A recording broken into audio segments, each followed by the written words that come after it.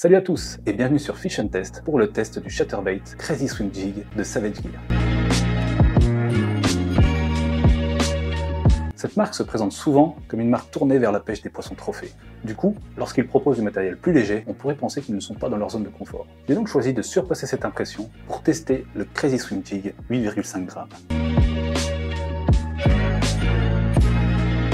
Commençons par décortiquer la construction de ce leurre. Tout d'abord, voyons les mesures vérifiées du Crazy Swim Jig. Il pèse 13,53 g en tout, avec son trailer prémonté qui pèse 3,97 g. Le shatter pèse donc lui-même 9,56 g, soit un peu plus que les 8,5 g annoncés. Le leurre mesuré de la pointe de la palette à la queue du trailer fait 14,8 cm. Le trailer mesure 8 cm et le shatter mesure 10 cm de la palette à la courbure de l'hameçon. La palette mesure quant à elle 3 cm de long pour 2,2 cm de large. La palette du Crazy Swim Jig est marquée par ses deux angles arrondis concaves pour modifier l'incidence de la palette et son motif alvéolé.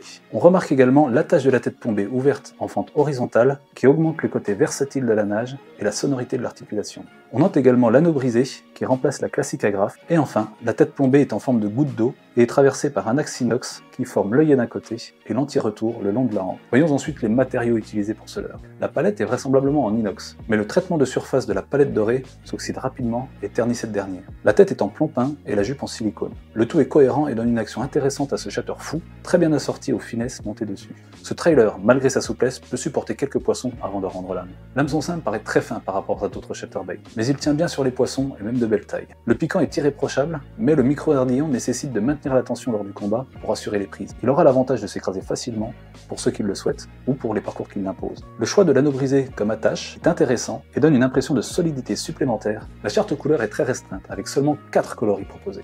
Un vert olive palette dorée, un blanc palette argent, un blanc d'eau chartreuse, palette argent, et un ventre rouge, d'eau noire, palette argent. Une offre limitée au strict minimum qui pourrait laisser quelques pêcheurs sur leur faim. Mais pour la plupart, la couleur peut être considérée comme secondaire sur ce leurre aux vibrations extrêmes. Je donne donc la note de 3,5 sur 5 au sujet de la construction de ce leurre.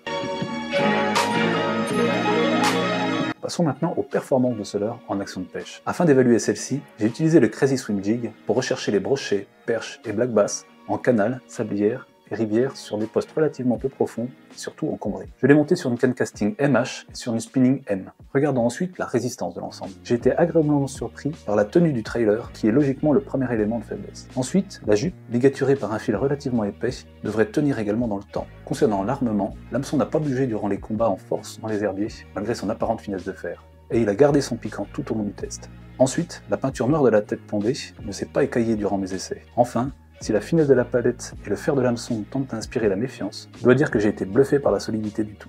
Il est temps de s'intéresser au ressenti en action de pêche. Comme tous les chatterbaits, le Crazy Swim Jig tire fort dans la canne.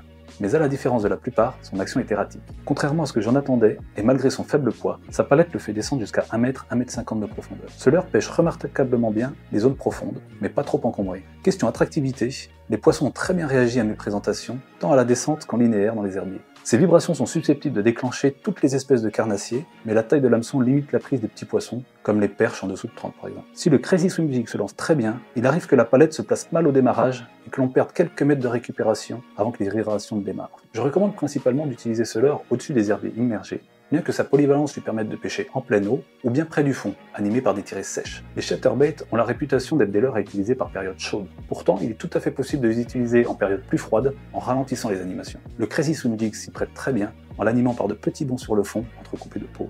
Je donne donc la note de 4 sur 5 à ce chatterbait pour ses performances.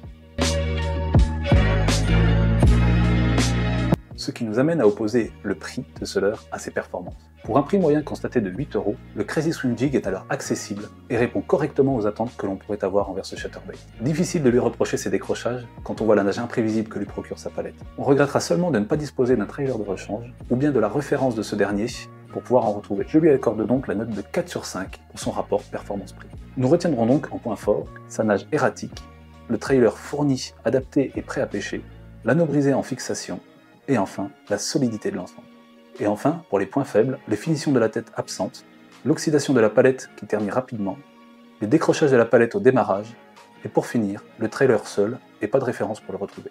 Pour conclure, ce chatterbait est accessible aux plus débutants des pêcheurs grâce à son trailer prémonté. Mais il cache une botte secrète qui peut apporter même aux plus expérimentés d'entre nous. C'est son articulation large qui donne une action versatile à sa palette. Si un petit défaut de positionnement de la palette peut survenir au démarrage, cela reste raisonnable et n'entache pas son efficacité.